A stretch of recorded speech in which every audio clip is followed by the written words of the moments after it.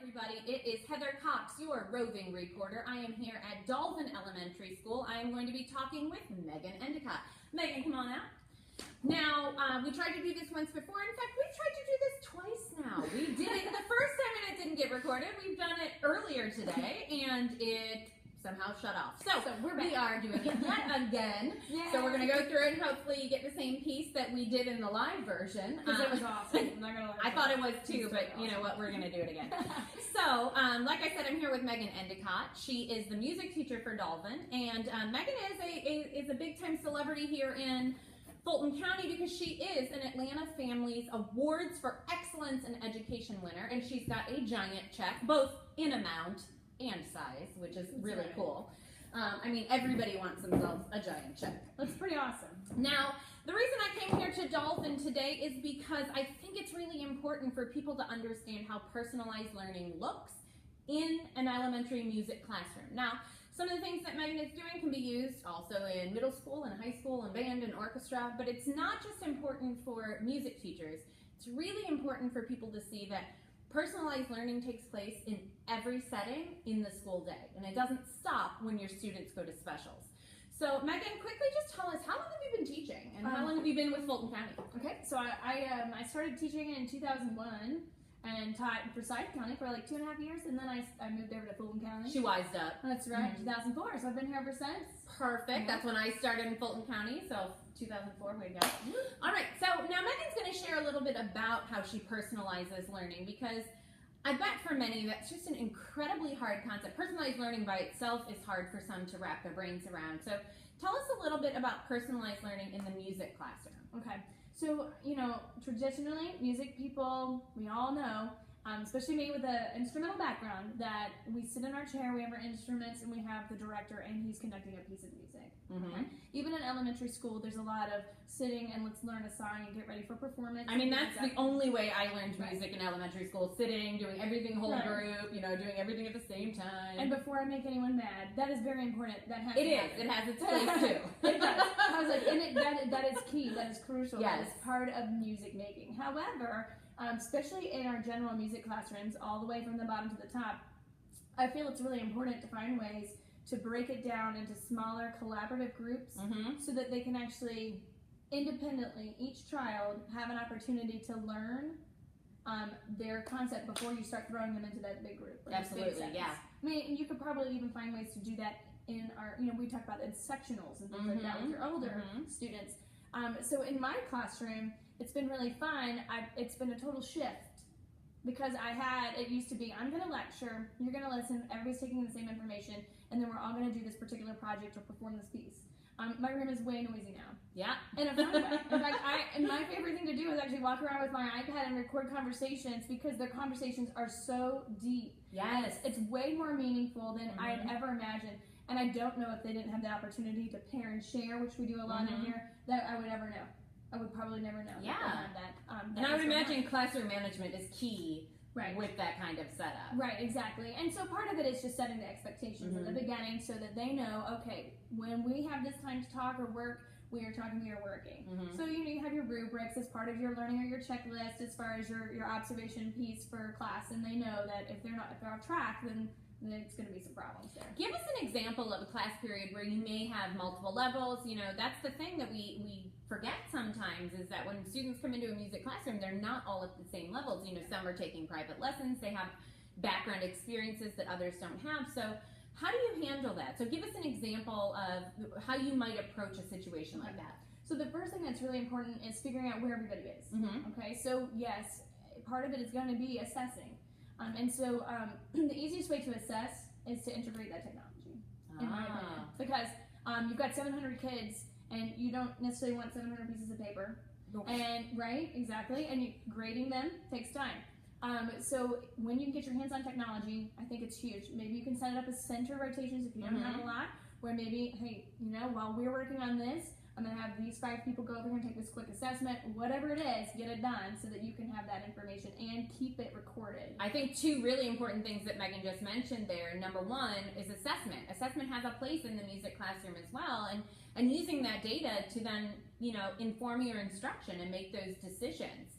And then the second piece is that you mentioned that device-wise, you may not have a lot of devices, and especially in the music classroom. I know with the rollout, elementary classrooms, we don't know how that's going to look at each school. I mean, we have 10 per 30 students, but who knows what it's going to look like. So you kind of have to make it work. You might have a few, you might not have none, you might be borrowing.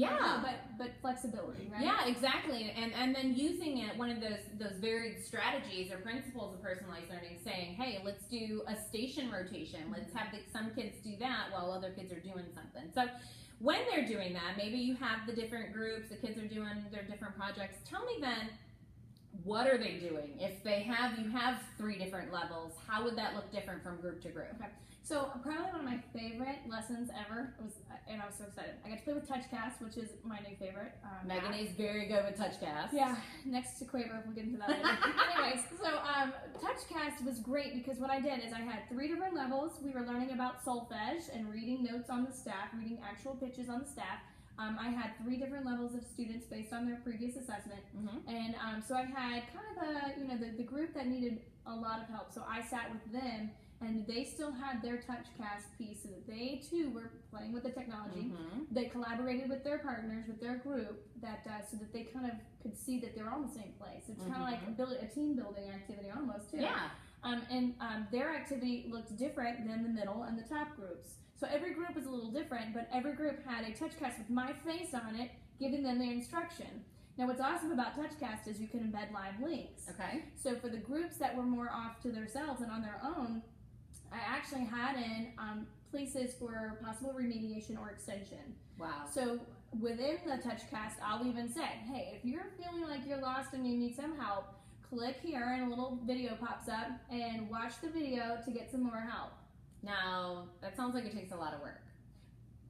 At first, when you're learning the system, maybe. But after that, no. Because honestly, what's really awesome, you can put your little script up there. It just pops up. You're reading your script.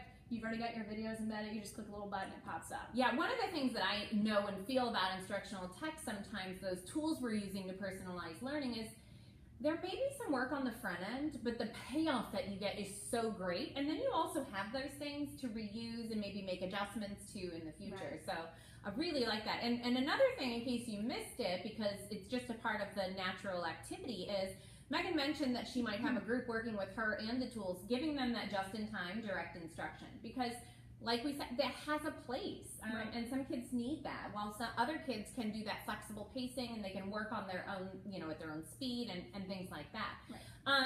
What other tools other than TouchCast? I mean, because I know that one's an amazing one for the music classroom. What other tools have you used in order to either teach or create or whatever it may be? Okay. So some of my favorite, at least for assessment, we can go through that kind of real quick. Okay. Nearpod has been wonderful too. One of my faves. Yeah, so that helps us kind of deliver the instruction while assessing along the way. And you get real data. I mean, the kids can actually draw their notes and submit them. I mean, it's amazing what you can do. Perfect. I mean, for that creation piece, and you can see that with each kid every single time. You're not missing anything as they're learning. And it's stored digitally, nice and neat. You don't have to go hunt for papers. Yep. The other Kahoot, Soccer Tip, those are all great assessment pieces. There's one though, it's called iDocio that I love, that I have my student, now it's one you have to buy, but I have basically a student gradebook. Okay. And there's tabs that you can put on the side, and one of them I make my kind of unit reflection. So we start off at the beginning of the unit, and each student has a chance to tell me how they feel. And even with the kindergartners, they can do this. They pick a smiley face. Well, yeah, feelings. Yeah, they pick their smiley face. Like, I show them some notes. We're gonna talk about this, and if they're like, "Oh my god," they might pick like the red frowny face, like, "Oh, that's so scary. I don't know what it is." And then later, at the end of the unit, we check back, and in the same little column from unit 1, they put in their second smiley face, and of course, it's gonna be green because I mean, come on. I love that idea of, again, monitoring progress, setting goals. That piece is for those of you who know what the technology integration matrix is. That's what the Vanguard members here. Oh, and I forgot to mention Megan is of course a Vanguard member. But that's one of our tools. That's how we assess how are we using technology in our instruction, and that's a piece that people have trouble with a lot. So I like that the students, even in music, are saying, this is how I'm feeling about things now, reflecting upon the work that they've done, and giving, you know, that follow-up piece to see if they've grown in that unit. So I love that. Now, you mentioned another tool, and I know that Megan is quite fond of this one. In fact, using her money from the Atlanta Families Award, she's going to be able to continue using what is called Quaver. Those of you not in the music world or not friends with elementary teachers that use this may not have heard of this. So give us a quick recap of what Quaver is and how you use it. Okay, so Quaver, the whole thing is multiple layers. Okay. It's amazing. So you can start with something simple. They have made videos. They're like the intro to whatever your unit of study is. They're really quirky. They're fun. It's like Bill Nye the Science Guy meets the music world with Quaver. So, you know, the kids get really kind of engaged with this character. Okay, but that's just, you know, the icing on the top, right? That's just the little fluff part. But then you really get into the meat of it. And they have a free website. Okay. And on the website, they have built-in apps where the students can create. And when we're talking creating, I'm talking they can actually create music on the staff. So for all of our music friends who are familiar with Finale and Sibelius, it's very similar. It's very kid-friendly, and it's free. And they can actually print a full copy of printed music and take it home and be like, I wrote this today. Well, I definitely never did that in music class when I was growing up. So it's amazing. And then they have different, from different levels. They'll have them do some arranging and creating with, like you could with GarageBand. It's very similar. You drag and drop the different styles of music. So it's just the sky is the limit on their website, which is nice. I mean, they have venues where you can go and travel and back in time and check out other time periods, and it's amazing. But my favorite part, the part that this award's going to help me out with, is the curriculum. Okay. So they have a K through 8 curriculum, and inside the curriculum, each grade level has 36 lessons, and within that are several screens, which inside of that has opportunities for singing along with like animated tracks. Which would be my favorite. Right? Animated scores, so they're actually reading real music. There's ways for you to draw on the scores, for you to actually break it down, analyze it, click, blow it up, talk about your dotted notes or whatever it is you're learning. It's a little bit fresh for us right now because we're in the rhythm unit. So there's lots of opportunities within that, but my favorite part are the mobile activities. So, okay, tell us about them. Yeah, so part of that curriculum, you just click on the little mobile activity button, and up pops a little screen for a QR code or maybe just a code like you would see with like Kahoot and all of our other favorite tools. Yeah. So they can scan that real quick, and then on their devices, whatever the teacher was doing, kind of that gradual release method where the teacher's leading, the students are dragging and manipulating on the board. Now all of a sudden they're individually able to do it. Or in groups, and then you can take it to the next level. Their creation, they can perform it, they can play it, they can add movement, they can add lyrics. That's incredible. So yeah, it takes it to the next level. And they have, I think right now, over 86 mobile activities, and they're constantly adding more. Yeah. And Megan helps Quaver out doing some things because they know how passionate she is about it. Now, what we're going to do is take a quick little tour of some important pieces of Megan's classroom, her music classroom, and have her tell us how she uses that with her personalized learning, with those instructional technology tools, and then we'll wrap it up, and hopefully this has been a productive and understanding session for you. So Megan, I'll carry the camera if you will give us a little tour of your music classroom. Let me adjust things here since it's just me and you doing some filming today. All right, Megan, take us over this way. All right, so you probably recognize all the ORF instruments out and about because that's our traditional music classroom. And yes, even though we add technology, we're still doing all of our traditional things. Technology does not replace singing and playing and moving and all of those key pieces in the music room. It enhances it. It adds to it. For me, it's more of a meaningful way of learning. So you'll still see all of those things going on in my classroom. However, you'll see some other weird things, like a green screen randomly in the classroom. Most people probably don't have that sitting in their room. So in my room recently, I had my 4th graders take a piece of music, and they actually 100% created their own music video, which was pretty funny. So they took nonsense words, rhyming words, we talked about rhythm, and they had them sing and create their own lyrics. Then they took their goofy stuff, maybe it was a hat and a bat that was fat or something, and they drew their own little backdrop, took a quick picture, it turned into our green screen background. So then the kids are actually singing their own song with their own choreography in front of their own background. And then we're going to take those little segments, use iMovie, and like make a whole production of it. Share it out on Padlet, maybe share it on my website, maybe put it on their Seesaw accounts, which again is a digital portfolio system. And if you haven't heard about it for the music world, it's fantastic. Over here, you're going to see I've got my desktops out, and this is where we do a lot of the Quaver activities.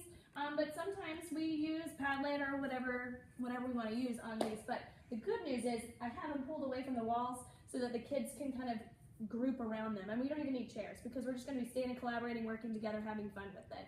And that's really the big part. And then my favorite part is over here. Okay, so I have a desktop set up that has Active Inspire on the system so that when I'm not here, I can actually take my lessons, create a video of myself teaching, maybe something I had done with the class before so they actually see student demos. Sometimes I bring in students to demo. But while I'm absent, say for GAETC, I'm still able to teach class, but just not here. It's like virtual. It's kind of freaky and sci-fi, but the kids think it's funny. So this has been key for my substitutes to be able to run a normal music class without any problems or hiccups. It's been great. Which, yeah, I can imagine that that's kind of a funny thing, like when subs come along, like typically, I mean, I don't know about you, but when I was in school, they popped in a video and you sat there quietly and watched, you know, Fantasia right? or something like Let's that. talk about music and mood. So the learning never stops in Megan's classroom. We hope you enjoyed the tour of it. I think it's very important for everyone to understand that, you know, the music people that are watching this, and then the gen ed classroom teachers, one of which I used to be one, and I think it's really important for you to know that, you know, this is not just a drop-off location and it's your break and you get to do whatever, but understand that your kids are still learning and they're learning amazing things in a personalized way. We have fantastic music teachers on the Vanguard team and throughout Fulton County, so shout out to all of them. Thank you so much for joining us. This has been Heather Cox and Megan Endicott for this week's Roving Reporter.